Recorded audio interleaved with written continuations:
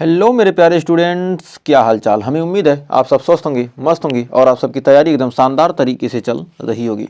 तो स्वागत है एक बार फिर से बहुत ही शानदार जबरदस्त यूपीटी प्लस एएनएम के शानदार सेशन में फीमेल हेल्थ वर्कर के नर्सिंग क्लास में। तो आज पढ़ने वाले हैं रेबीज, मलेरिया, डेंगू। एक बार फिर लेकर हाजिर हैं 8वें लेक्चर में टॉप 30 MCQ क्वेश्चन के साथ।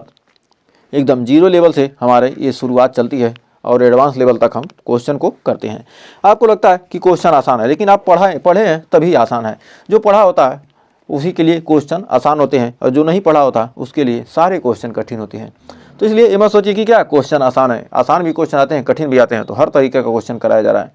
तो आइए शुरुआत करते हैं, समय न बर्बाद करते हुए। 30 क्वेश्चन करेंगे और 30 का आप आंसर देने की कोशिश कीजिएगा। गलत ही आंसर दीजिएगा, लेकिन देने की क्या कीजिएगा, कोशिश कीजिएगा, जिससे आपका क्या होगा, समझ लीजिए, टेस्ट भी होता चला जाएगा।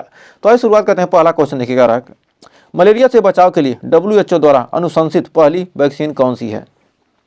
ATS/AS01 या BCG, OPV, HDCV। तो कह रहा है हमारा मलेरिया से बचाव के लिए WHO द्वारा अनुशंसित पहली वैक्सीन कौन सी है? तो हमारा RTS/S/A/S01 यानी ऑप्शन नंबर ए हो जाएगा हमारा सही। तो बढ़ते हैं आगे। कह रहा डेंगू वायरस मुख्य रूप से किस कोशिका को संक्रमित करता है? जो डेंगू वायरस होता है किस कोशिका को क्या करता है, संक्रमित करता है? तो हमारा हो जाएगा क्या, लाल रक्त कोशिका को, या प्लेटलेट को, या मोनोसाइट, या माइक्रोफेज को, या न्यूरॉन्स को। तो कह रहा डेंगू वायरस मुख्य रूप से किस कोशिका को संक्रमित करता है? तो हमारा दूसरे का राइट आंसर होगा ऑप्शन नंबर सी, मोनोसाइट या माइक्रोफेज को। तो बढ़ते हैं आगे। कह रहा रेबीज वायरस की पहचान करने के लिए कौन सी प्रयोगशाला विधि सबसे प्रभावी मानी जाती है? एलिसा, PCR, निगरी बॉडी डिटेक्शन, या RT-PCR। तो कह रहा रेबीज वायरस को पहचान करने के लिए कौन सी प्रयोगशाला विधि सबसे प्रभावी मानी जाती है? तो हमारा तीसरे का हो जाएगा option number D, RT-PCR। Next. कह रहा प्लाज्मोडियम वीवैक्स में कौन सा विशिष्ट चरण संक्रमण के दोबारा होने का कारण बनता है? ट्रोफोजोइट, गेमेटोसाइट, या हाइपनोजाइट, या सिंजोट। तो कह रहा प्लाज्मोडियम वीवैक्स में कौन सा विशिष्ट चरण संक्रमण के दोबारा होने का कारण बनता है? तो हमारा प्लाज्मोडियम वीवैक्स में हमारा हो जाएगा ऑप्शन नंबर सी, हाइपनोजोइट। तो बढ़ते हैं आगे। कह रहा है डेंगू के उपचार में एस्पिरिन का उपयोग क्यों नहीं किया जाता है? यह बुखार को कम नहीं करता, यह प्लेटलेट काउंट को कम और कर सकता है, या यह वायरल लोड को बढ़ाता है, या लीवर को नुकसान पहुंचाता है। तो कह रहा डेंगू के उपचार में एस्पिरिन का उपयोग क्यों नहीं किया जाता है? तो डेंगू के उपचार में एस्पिरिन का उपयोग इसलिए नहीं किया जाता है यह प्लेटलेट काउंट को क्या कहता है, और कम कर सकता है। तो इसलिए क्या कहते हैं, इसको डेंगू के उपचार में यूज नहीं करते हैं। तो बढ़ते हैं आगे। कह रहा रेबीज वायरस किस परिवार से संबंधित है? पिकोना वायरस, या फ्लेवी वायरस, या रेब्डो वायरस, या पैरामाइक्सो वायरस। तो कह रहा रेबीज वायरस किस परिवार से संबंधित है? तो हमारा रेबीज वायरस किस परिवार से संबंधित है? तो हमारा हो जाएगा रेब्डो वायरस। तो बढ़ते हैं आगे। कह रहा प्लाज्मोडियम फैल्सीपैरम किस प्रकार के मलेरिया का कारण बनता है? अनपेक्षित मलेरिया, सेरेब्रल मलेरिया, सौम्य मलेरिया, या केवल बच्चों में होने वाला मलेरिया।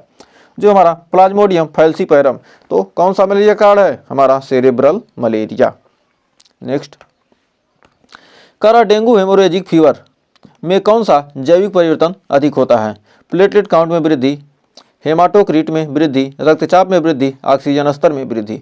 तो कह रहा डेंगू हेमोरेजिक फीवर में कौन सा जैविक परिवर्तन होता है?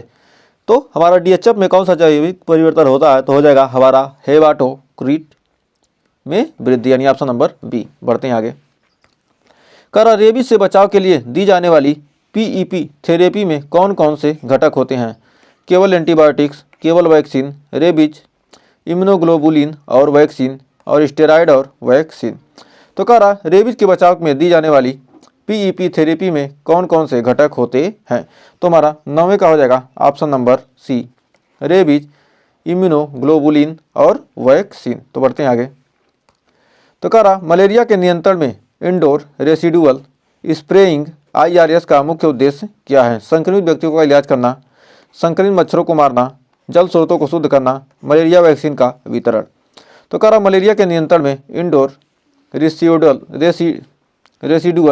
स्प्रेइंग का मुख्य उद्देश्य क्या है? तो हमारा 10वें का हो जाएगा ऑप्शन नंबर बी, संक्रमित मच्छरों को मारना। नेक्स्ट, कह रहा डेंगू बुखार किस प्रकार की दवा का उपयोग किया था? डेंगू के बुखार में किस प्रकार की दवा का उपयोग किया था?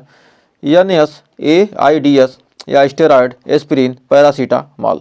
तो कह रहा डेंगू बुखार में किस प्रकार की दवा का उपयोग किया जाता है? तो डेंगू बुखार में पैरासीटामॉल यानी ऑप्शन नंबर डी का यूज किया जाता है। नेक्स्ट, कह रहा रेबीज वायरस का कौन सा रूप संक्रामक होता है? प्रो वायरस फार्म या बुललेट सेप्ड वायरस या डोरमेंट फार्म या केवल संक्रमित पशुओं से में सक्रिय वायरस। कह रहा रेबीज वायरस में कौन सा रूप संक्रामक होता है? तो हमारा 12वें का हो जाएगा option number B, bullet shaped virus. तो बढ़ते हैं आगे। कह रहा मलेरिया में हाइपोग्लाइसीमिया क्यों होता है? प्लाज्मोडियम ग्लूकोज की अधिक खपत करता है, लीवर ग्लूकोज उत्पादन बंद कर देता है, रोगी की भूख कम हो जाती है और शरीर में इंसुलिन की अधिकता हो जाती है। तो कह रहा मलेरिया में हाइपोग्लाइसीमिया क्यों होता है? तो हमारा 13वें का हो जाएगा option number A, Plasmodium glucose की अधिक खपत करता है। नेक्स्ट, कह रहा डेंगू वायरस में के कितने प्रमुख सीरोटाइप होते हैं? 2, 3, 4, 5। तो कह रहा डेंगू वायरस के कितने प्रमुख सीरोटाइप होते हैं? तो हमारा हो जाएगा ऑप्शन नंबर सी, 4। बढ़ते हैं आगे। कह रहा रेबीज के सबसे शुरुआती लक्षणों में क्या शामिल होता है? हाई फीवर, पानी पीने में कठिनाई, अकारण दौरे या घाव के आसपास झुंझुनी और जलन। तो कह रहा रेबीज के सबसे शुरुआती लक्षणों में क्या शामिल होता है? तो हमारा 15 का हो जाएगा ऑप्शन नंबर डी, घाव के आसपास झुंझुनी और जलन। नेक्स्ट, कह रहा मलेरिया के फैलाव में मुख्य कारक कौन सा है? दूषित पानी, संक्रमित भोजन, मच्छर का काटना, व्यक्तिगत संपर्क।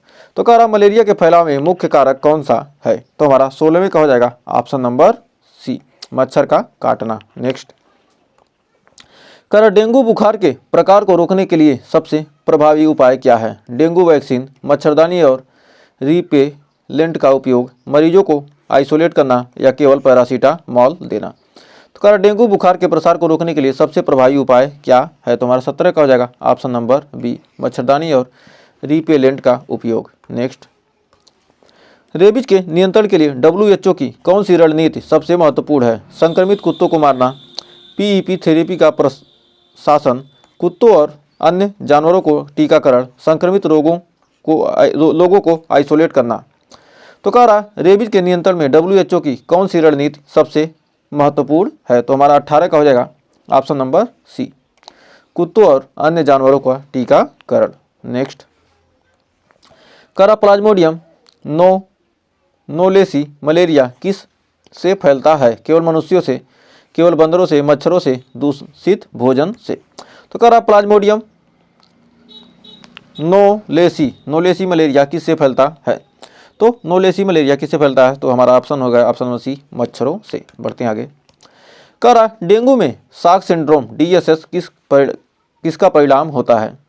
गंभीर रक्तस्राव, रक्तवाहिकाओं में से तरल पदार्थ का रिसाव, प्लेटलेट काउंट में वृद्धि, अत्यधिक बुखार। तो कह रहा डेंगू में साक सिंड्रोम DSS किसका परिणाम होता है?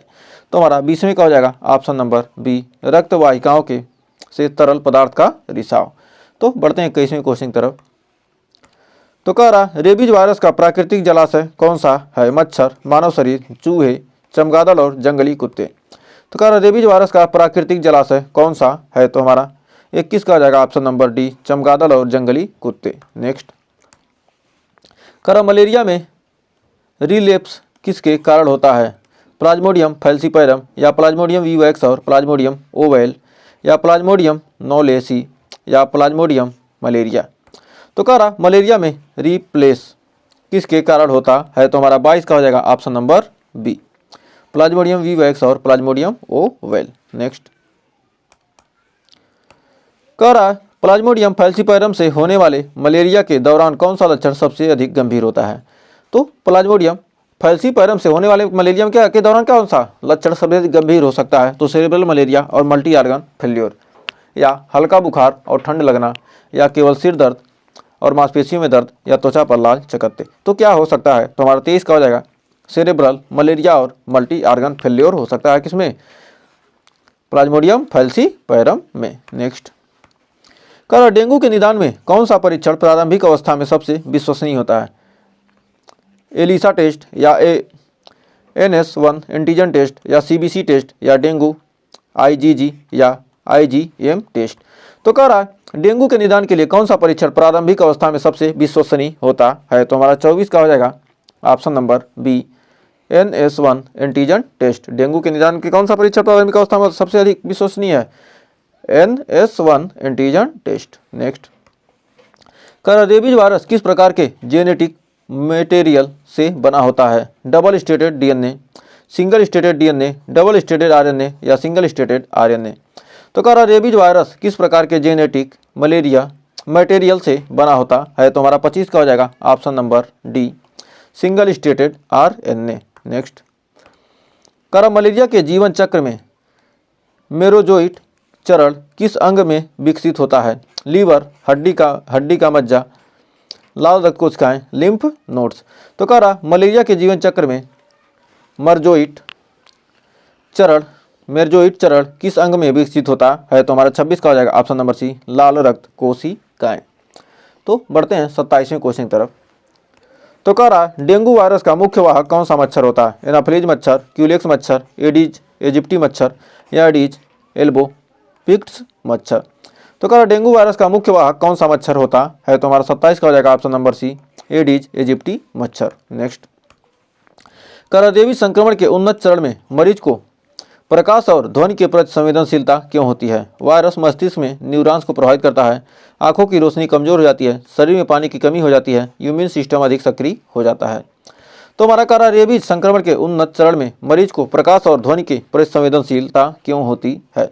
तो हमारा 28 का हो जाएगा ऑप्शन नंबर ए वायरस मस्तिष्क में न्यूरॉन्स को प्रभावित करता है। नेक्स्ट, कह रहा सेरेब्रल मलेरिया का कारण बनने वाली मुख्य जैविक प्रक्रिया क्या होती है, प्लेटलेट्स की संख्या में बढ़ोतरी, यकृत कोशिकाओं में संक्रमण, इम्यून सिस्टम का अति सक्रिय होना या रक्त वाहिकाओं में प्लाज्मोडियम का जमाव। तो कह रहा सेरेब्रल मलेरिया का कारण बनने वाली मुख्य जैविक प्रक्रिया क्या होती है।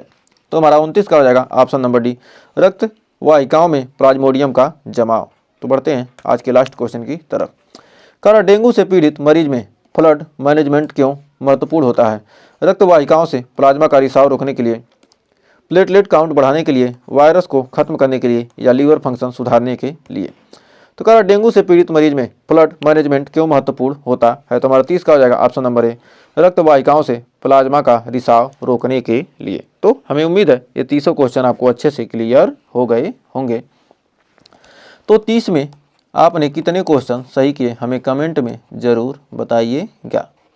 आप 10 ही किए, 5 ही सही किए, ज़रूर बताइएगा। और सेशन अच्छा लगा तो सेशन को लाइक कर दीजिए और शेयर करना मत भूलिए, क्योंकि लाइक शेयर ही हमें क्या था मोटिवेट करता है आपको बेहतरीन से बेहतरीन कंटेंट प्रोवाइड कराने के लिए। तो मिलेंगे नेक्स्ट वीडियो में कुछ और क्वेश्चन के साथ, कुछ और टॉपिक के साथ। तब तक के लिए टेक केयर।